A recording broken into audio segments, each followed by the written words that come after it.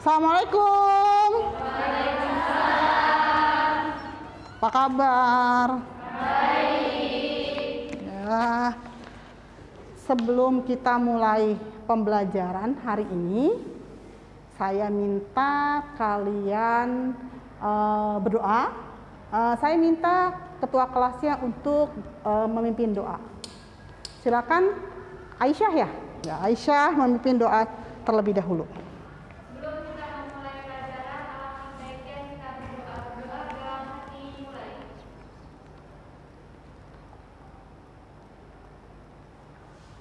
Amin. Selesai. Ya, terima kasih Aisyah.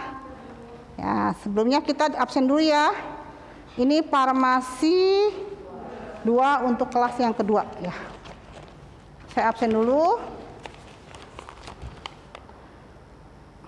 Anissa Pembrianti ya. Bavina Hadir.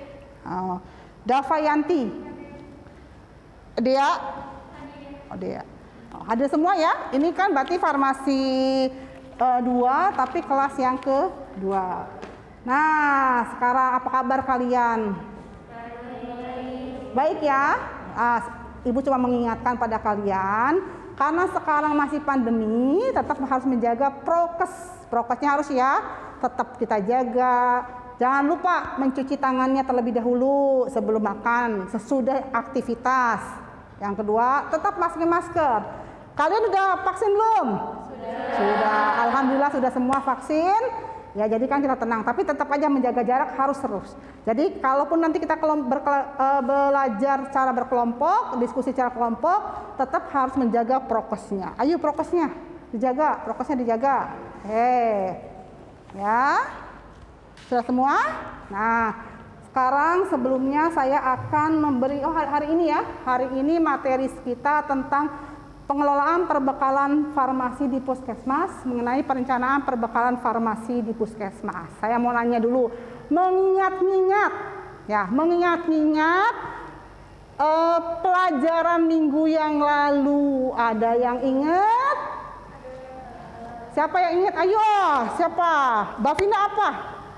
Pengelolaan perbekalan farmasi di gudang kabupaten kota atau media mengenai penggunaan obat secara rasional. Oke ya, pengelolaan perbekalan di gudang farmasi di kabupaten atau kota madya, di gudang kabupaten kota madya, di mana penggunaan obat rasional yang kita jadi perhatian kita, concern kita ya, karena salah satunya adalah ini sangat berkaitan dengan materi sekarang. Jadi materi sekarang pengelolaan perbekalan puskesmas, ya farmasi di puskesmas, tapi cuma sampai tahapan perencanaan perbekalan farmasi. Ya, sampai di sini ya kaitannya. Nah, terus apa Bu? Kita kenapa sih harus mempelajari sampai di sana? Ya, mengapa kita harus belajar sampai di sana? Kenapa? Gitu kan? Pasti kan harus tahu kan? Sebagai orang farmasi di dunia farmasi, sebagai nanti calon asisten tenaga kefarmasian, minimalnya kita harus tahu. Ya, harus tahu juga. Kita harus tahu kok. Pandemi seperti ini kan, pandemi seperti ini kok banyak yang kosong nih di puskesmas. Kalau kita tidak tahu, otomatis kita tidak akan menyangka-nyangka, wah nih puskesmas obatnya pada kemana? Kok nggak tahu? Ya nggak, gimana sih sampai kosong? Padahal kan kalau kita tahu, minimalnya kita bisa menjelaskan pada orang terdekat kita. Oh mah, kenapa sih kosong? Oh mah, kenapa sih ini bisa terjadi kekosongan dan lain-lainnya? Ya, ngerti ya? Nah, pada kali ini, pada pengelolaan perbekalan farmasi di puskesmas, saya akan memaparkan dulu kompetensi dasar yang saya berikan adalah penerapan pengelolaan perbekalan farmasi dengan indikator pencapaian kompetensinya adalah menjelaskan perencanaan perbekalan farmasi, menentukan, menganalisis, dan memilah perencanaan perbekalan farmasi di puskesmas sesuai dengan standar. Dengan tujuan pembelajarannya ini ya, terlihat ya, saya lihat tujuan pembelajaran ini. Ya, tujuan pembelajarannya kalian bisa nanti bisa menjelaskan ya, bagaimana perencanaannya, menentukan gimana menganalisa dan memilah perencanaannya bagaimana nih perencanaan sampai bisa tersedianya obat di puskesmas. Ya, ya sampai di sini ya. Jadi tahu kan kenapa kita harus belajar ini ya? Kenapa acuan sampai sini? Nah, terus saya juga akan jelaskan sampai mana kalian saya nilai. Nah, sampai di mana nih saya nilai? Untuk kalian, saya bisanya tuh sampai di mana, Bu? Oh ya, sekarang saya kan nanti akan sudah dibagi kelompok kan, seperti minggu yang lalu kan? Nah, jadi berapa kelompok? 5 kelompok. 5 kelompok. Nah, 5 kelompok itu akan dinilai dari mulai diskusinya, keaktifannya, kedisiplinannya dan lain-lainnya. Dan sebelumnya juga saya akan beri nilai kalian pada pretest sebelum kita mulai pembelajarannya. Oke, kita mulai dulu pretestnya. Ya, pretestnya kita mulai. Saya sudah share ya pretestnya share diisi di Google Form. Silakan kalian mengisi pretestnya.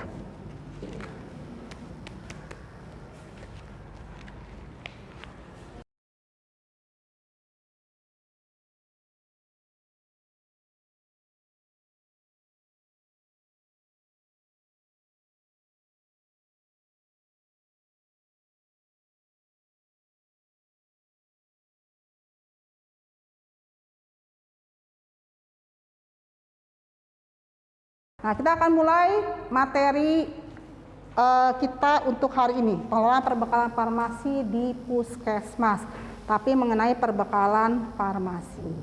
Kegiatan yang menyangkut pengelolaan obat di puskesmas meliputi aspek perencanaan, pengadaan, penerimaan, penyimpanan, distribusi, penggunaan, pencatatan, pelaporan, dan pengawasan. Tapi untuk kali ini, saya akan hanya memberikan materi perencanaan perbekalan farmasi di puskesmas. Ada tahapannya dan tahap pelaksanaan.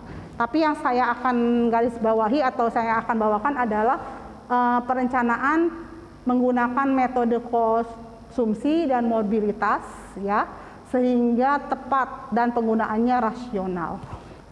Nah, apa sih itu yang namanya ABC? Ya, bisa dibaca ya. Apa sih itu namanya analisa PEN? Bisa dibaca ya. Oke, nah apa itu kombinasi? Bisa dibaca. Oke. Ini hanya saya yang mau kasih paparannya saja. Nah, ini metode konsumsi seperti apa? Kekurangan dan kelebihan dari dua metode ini, maaf ini metode konsumsi epidemiologi itu morbiditas ya. Ini dua ini kelebihan dan kekurangannya. Oke, sekarang sudah selesai saya memaparkan materi. Saya akan memberikan kalian LKPD ya, yang harus kalian isi. Ya. Saya bagikan saja ya LKPD-nya. Kelompok pertama siapa? Mbak Vina, ambil. Yang kedua, Ersha ya. Kelompok 3, Gita. Silakan mulai, saya beri waktu selama 30 menit.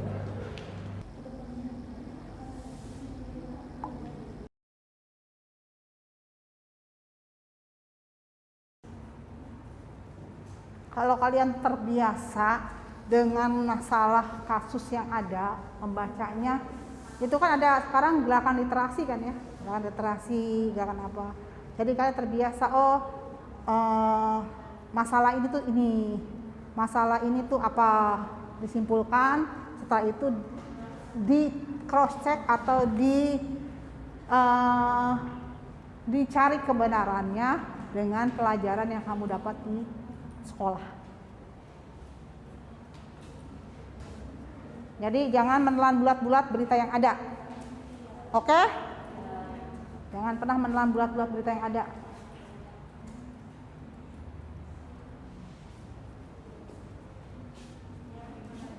Assalamualaikum warahmatullahi wabarakatuh. Waalaikumsalam. Kami dari kelompok 1, perkenalkan nama saya Srema Kusmardani. Saya masih dari Asyari. Saya referensi akan Puskatika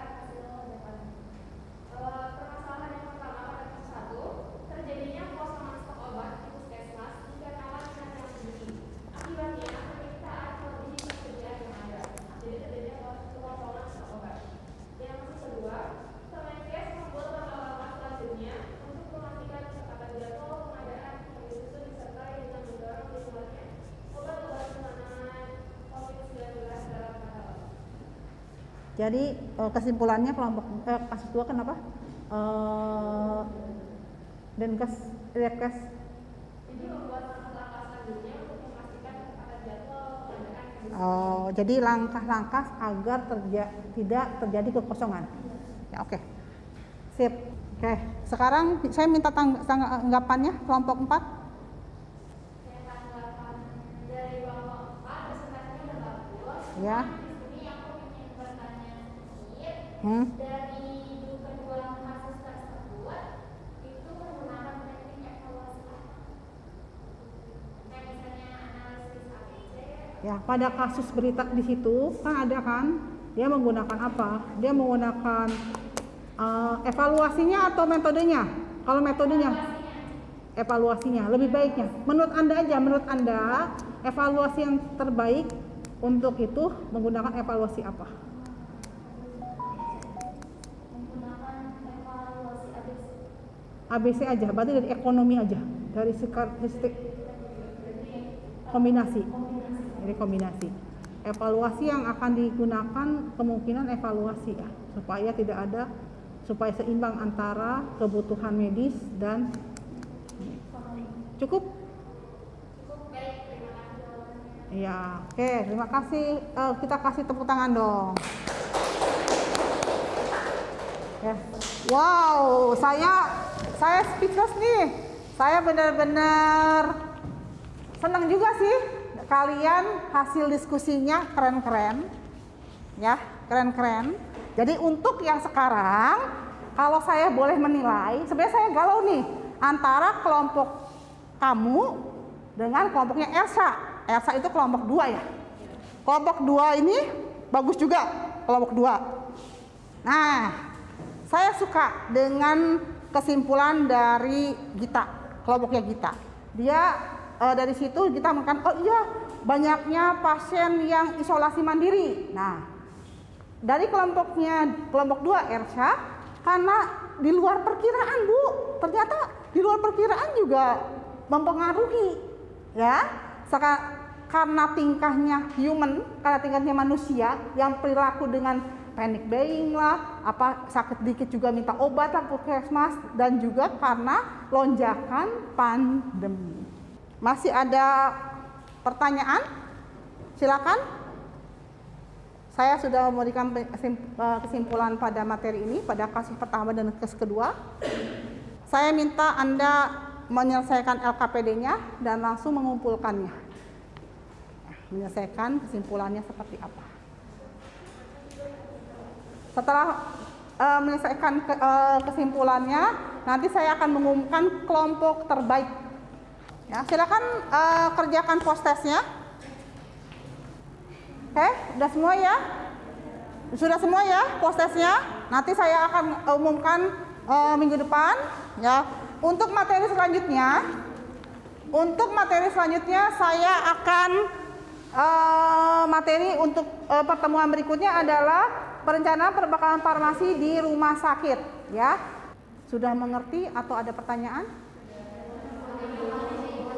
Setelah itu kamu dari mulai sampai ada terakhir setelah kita diskusi, apakah ada penambahan atau ada pengetahuan yang kamu dapat selama pembelajaran ini? Atau apa pengetahuan yang kamu dapat selama pembelajaran ini? Ya, ada? Ada ya, ada. Kelompok terbaik itu saya kasih 2, harusnya 1, tapi saya suka sekali pada 2 kelompok. Ya, kelompoknya Gita dan kelompoknya Ersha. Kasih tepuk tangan. Saya kasih hadiah, ini beneran loh, real kasih hadiahnya. Nanti pada pertemuan berikutnya tagih ke saya, kelompoknya Gita dan kelompoknya Ersha itu ada kelompok terbaik. Kalau demikian berarti yang akan pimpin doa Ersha saja. Silakan Ersha pimpin doa. Kita